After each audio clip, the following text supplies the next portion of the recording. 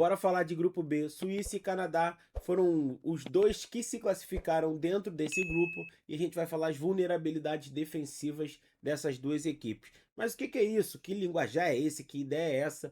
Principal é entender qual a forma que essa equipe sofre defensivamente, qual a dificuldade defensiva que essa equipe tem. Quando a gente fala de vulnerabilidade, a gente pensa em encontrar aquele padrão determinante, ou seja, é um padrão que pode não ser muito repetitivo, né, muito repetido, na verdade, não pode acontecer um número alto, mas quando ele acontece, a equipe sofre uma finalização, sofre o gol, sofre uma chance clara, e é nele que a gente vai entrar, é nele que a gente vai bater. Vai ter Brasil, vai ter Japão, muita gente deve estar esperando esse vídeo, e vai sair tudo aqui, vários vão sair no dia de hoje, cada grupo vai ter o seu vídeo específico, então segue o canal, não deixa de dar o like e, claro, não deixa de compartilhar também, porque ajuda muito a movimentar essa tentativa de movimentar esse vídeo. Vambora, vambora. Primeiro, vamos entender como que a seleção suíça marca nesse 4-4-2, né? A gente vai ver ali a seleção bem desenhadinho, dessa vez está tudo no esquema. E essa situação é o foco, né? É assim que eles fazem essa marcação.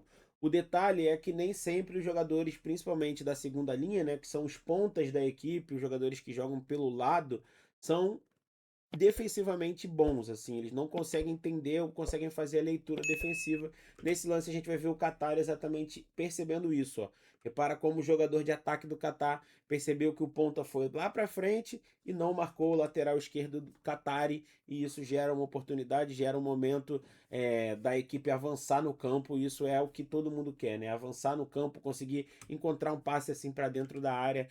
Repara como o Chaka faz um sinal para um jogador do Canadá que está fazendo esse movimento de ultrapassagem, e ele faz a troca de marcação, ele avisa que não está mais no setor dele, então não é mais obrigação dele acompanhar esse jogador, e é por isso que deu sinais. Esse é o sinal que eu tive para que a gente conseguisse perceber que a seleção suíça marca por zona. Então, se não está na zona do Chaka, ele dá responsabilidade para outro jogador, mas se essa responsabilidade não for bem passada, a gente vai ver várias oportunidades que o adversário conseguiu construir, não só em lance da Bósnia e esse lance também contra o Catar. A gente vai conseguir perceber que sim, a seleção suíça tem dificuldade em defender, principalmente quando esse cruzamento vem do lado oposto, né, da esquerda para a direita. Mas aí não é só uma dificuldade suíça, é uma dificuldade mundial defender esse cruzamento aqui.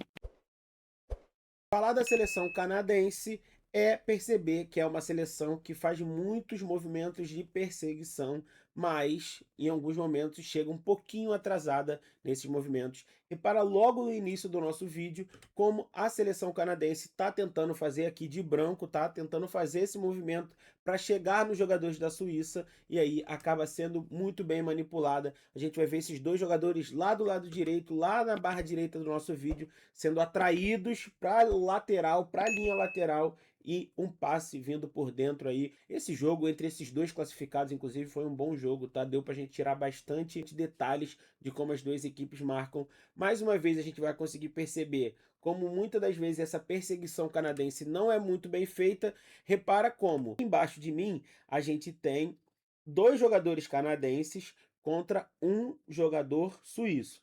Agora, além da gente ver dois jogadores canadenses e um jogador suíço de vermelho, a gente vê que mais para o meio, aqui também, bem certinho, aqui embaixo de mim agora, a gente vê dois jogadores suíços e só um canadense, o que mostra que essa perseguição não foi muito bem feita.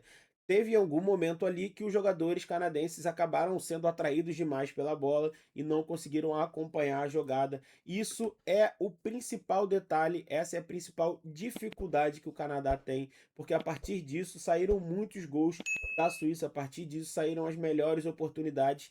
Olha como os quatro jogadores da linha de defesa canadense estão lá para a linha lateral, lá para o lado esquerdo de defesa deles, e aí do lado direito aqui, mais. Isso acontece muito, forma que eu acredito que os adversários podem mais atacar. Outro detalhe é a bagunça das linhas, né? A linha com quatro jogadores ali, muitas das vezes não consegue fazer esse corte, o lateral está muito na frente, o zagueiro está muito distante, e isso gera essa situação ali de desvantagem 1 contra 2, um jogador canadense contra 2 jogadores do Catar. Sai o cruzamento também na segunda trave, fase de 16avos, e enfrentarem esses adversários, que são adversários mais fortes, mais rápidos e mais altos também. Bom, a gente fica por aqui. Se você gostou, não deixa de deixar o like e também de seguir o canal.